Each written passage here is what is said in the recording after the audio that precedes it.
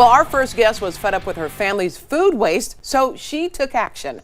And now she's an expert at knowing what to do with food so it doesn't get thrown out. Here to share her tips for overripe avocados, we welcome back the author of No Scrap Left Behind, Teralyn Pilgrim. Good to see you again, Teralyn. Yeah, thanks for having me back. Absolutely. I will say, this is a problem I have in my household. That I love avocados, but the next thing you know, they're overripe, and then you have to throw them out. Yeah, there's a very narrow window of opportunity that you kind of have to First, they're grab. not ripe enough, and then the next day, you know, they're overripe. Right, and they're so nutritious, and they're so expensive. Yes. So it's such a shame. But yeah, like right here, you can tell kind of by color. Okay. So if it's green and hard, then it's underripe. Now, with this one, you feel how there's like little air bubbles little in dents there? in there. That's definitely overripe. Yes, you don't want to buy anything that has the air bubbles in it. Okay. So if you want your avocados to ripen slower, put them in the fridge. Okay. If you want it to ripen faster, you put it in a paper bag. Oh, when you say faster, like that would go to ripe in a day? Maybe 2 days? I hope so. I mean, it depends on, you know, not only how ripe the avocado was, but how many you put in here.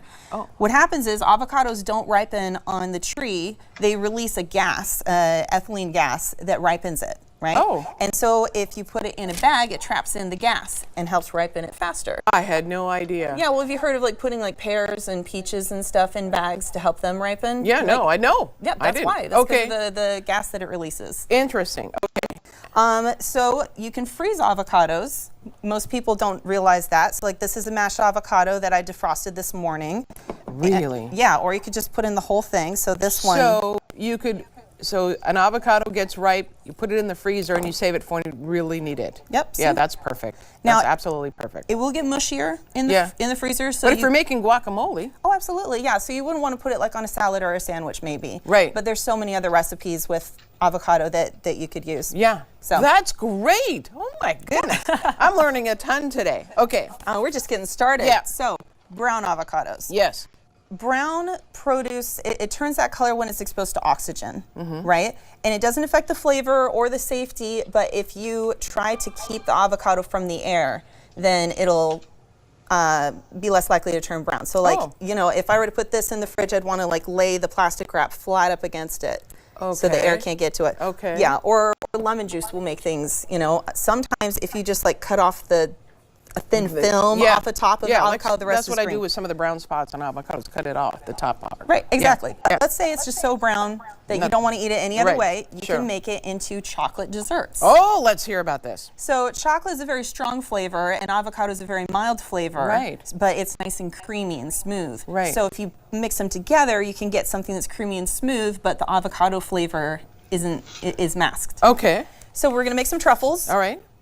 You blend an avocado with an immersion blender and then melt the dark chocolate chips and put it in. Okay. That's all you have to do, but for flavor, I put in a pinch of salt, some honey. This is already liquid, so you don't have to like dissolve the salt beforehand. Okay. Most people think that you add more sugar to dark chocolate to cut down on the bitterness, but adding more vanilla actually is better. Oh, that makes sense. That makes sense. Okay. Yeah.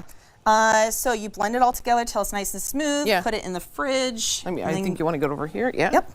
There you go. So, because the fridge will make it nice and firm. Roll it out, and then. Wow. So it's going to be sticky. So you're going to want to put it in something like this is cocoa powder. Okay. So that always is a good way to go. I also got powdered sugar. I love to roll it in cocoa nibs because cocoa nibs are so good for you. They're kind of a power food. Yeah. So. And did you make other items with it over here too? This is pudding. You want to give some a try? How did you do that? Instead of the chocolate, it's cocoa powder and it also has some milk in it. And then you just blend it up more. That's really good. You like that? That's really good. Okay, well, why don't you try some mousse? Okay. Don't have to ask me twice. Okay. All right, so that. Oh. You like that? Uh-huh. Okay. I cannot get a hint of avocado anything. Yeah? Oh, wow. So that is actually made with aquafaba, which is it. Oh yeah, yeah. We know. Heard of that, we do a lot of vegetarian segments. Okay, yeah. So we know, yeah. Because usually mousse is made with egg whites, but I was like, this is all vegan. let's just go the whole 9 yards Yeah. and use aquafaba. So Yeah. anyway, have it. So it's kind of like the liquid that's in beans, cans of beans, right. Yeah. You Yep. just whip it up. Which one should I try? Whichever one you want. Let's try this one. Cocoa nibs kind of taste like nuts. Yeah? Mm-hmm. Good. Oh my gosh. I'm so glad you like it. Wow, this is amazing. Okay, we're gonna put the recipe on our website at k2.com. But again, the book is titled "No Scrap Left Behind." Carolyn Pelgrim, thank you so much. Great job. I learned a ton this morning. Oh, good. Thank you.